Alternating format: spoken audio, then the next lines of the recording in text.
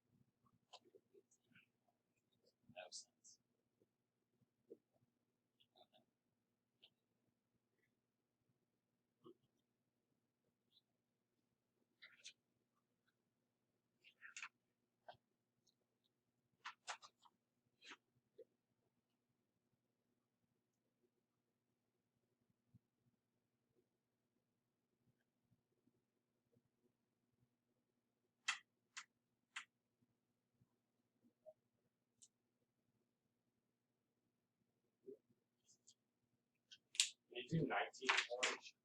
19 orange. Like, I feel like I did it right.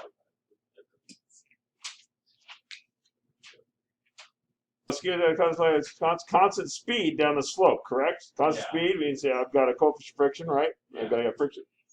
So I've got MA is equal to force parallel minus force of friction, agreed? Yeah. And then M, I don't have an M probably. You don't really need one. A is 0, right? Yes. That goes away. So that tells me my force parallel has to be equal to my force of friction, agreed? Yeah. The force parallel is going to be mg sine theta. Yeah. Minus mg. Mu mg cosine theta. Right? Okay,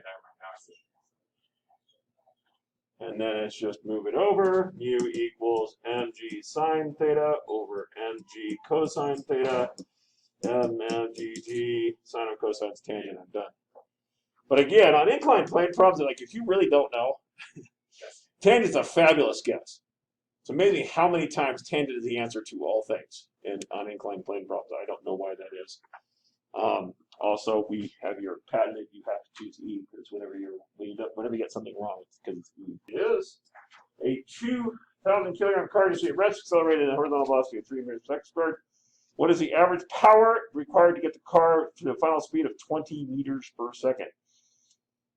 Power is energy divided by time. Correct? Yeah. What kind of energy is it developing? Kinetic. So we're going to go 1/2 mv squared. What time it takes to do it? Would you be able to do like power equals force times velocity? No, because it's not force times velocity. The equation is there for when you have a constant velocity. This is not a constant velocity. It's basically you're fighting friction and want to hold a certain speed. This is not that case. It's part of the reason why we don't put on the formula sheet, because it's not true most of the time. And so I keep going. I get 1/2. It's 2,000, I think. 2,000 d squared. So it's going to end up at 20 squared divided by time it takes to do it. Now, time it takes to do it's a little tricky because it's 20 divided by 3. So if I flip and multiply, see these are back in the day when you could use my hands. That's 1,000. If I flip and multiply, I get 3 times 60. So 60, 1, 2, 3, 60,000 watts. I think I was using that wrong. 1, 2, 3, 4. It's E. Yeah. How ironic. Yeah. The power equals FV formula is only legit when you're traveling at constant speed and you're fighting something like friction or air resistance, right? That's when you have that. Yeah. I just used the wrong equation. Okay. All right.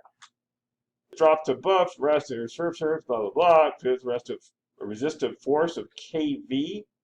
So kV is pushing up. Essentially, that's probably air resistance. Yeah. And then mg is pulling down. Where v is a speed of a constant, k is a constant. Which of the following expressions can be used to find v as a function of time? Assume that the direction of the gravitational force is positive. Okay, so you're the one who has a chance at this. Because you should recognize MA is equal to KB minus MG. With me so far? Which force? I mean, that's the thing. F net equals sum of all forces, right? Yeah. And you should be able to turn A into something useful. What's A? Acceleration. Nah. I want to do things in terms of V. It'd be the integral or derivative. The derivative, M dV dt, is equal to KV minus mg. Agreed? Yeah. All right. So now I've got to figure out how to get, what do? We separate the variables, correct? Yeah. So I need to move my KV minus mg, I need to move it over here, right? Yeah. So it would be M over KV minus mg dV equals dt.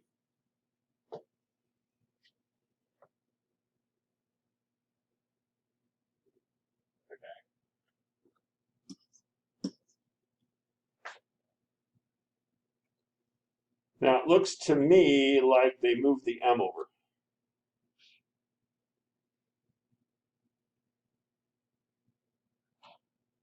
So They moved this M over to here.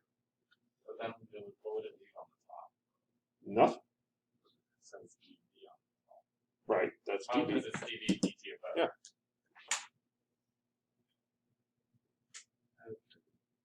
You just need it. Everybody else, And then how would you skip 22, you're not going to like it. Why would you or how would you differentiate between A and B? What's the It's like difference? one is time, derivative of time on the left. Or Well, you're not integrating to the end of velocity, you're integrating to the end of time. Oh, wait. No. Yes. Deep. Oh. So would you just be because your velocity is on the left, Ooh, I don't like that. Hold on a second. derivative of time is on the right?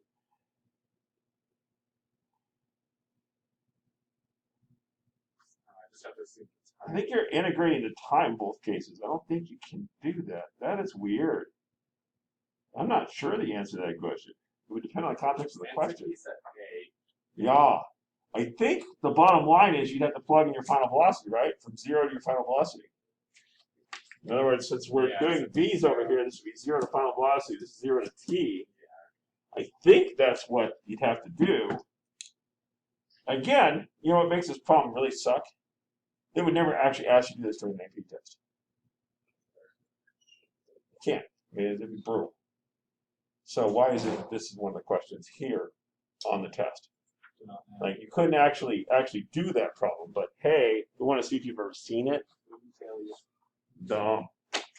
But that's something called separation of variables, which we will not do until chapter 7 in calculus. So skip 22. And remember that at 67% is though on this one of 53%, 54, whatever it was, is a 5. Yeah. We do 27. 27. 27. I know I gotta do the derivative or the integral or something. 27, the derivative or the integral or something? That sounds fair. Sure, it's the integral, but If 5 kilogram body is propelled from rest at time equals 0, force always acts in the same direction. Magnitude of the force in newtons is given by the following equation: F equals 0.5 t. Ooh, time dependent on time. What's the speed of the object at t seconds? So I need a force time equation of some sort. Do you have any force time equations? Literally one we just did. Ft, the integral of f dt is equal to, oh sorry, I should have said that. Ft is equal to mv minus v naught, right? Yeah. So I think for final velocity, I don't know what that is. What's my 5 kilogram object? 5, don't know, minus 0. Agreed? Yeah. What do I have to do here? You have to. Why? Because you can't multiply by time because it's part of that. Because it's part of that. So it's 0.5, right? 0.5 t? Yeah. So 0.5 t dt integral. Okay. Integrate. Let's go. Raise this power by 1, divide by the power you get. Oh, so I did do it right. Wait, where did you get the 0.5? It's in the equation. It says so smart. that the force is equal to 0.5 t. Okay, and then You just plug in T. Right? So 4, yeah. What's the time they gave you? They gave you from 0 to 4 seconds. Technically, you should go from 0 to 4, but the 0 is not going to matter. Okay. Plug in a 4, and I get 16 divided by 4, which is 4. B equals, whoop, I got 20. That's not one of my choices. Oh, yeah, B. Okay. I did do this actually.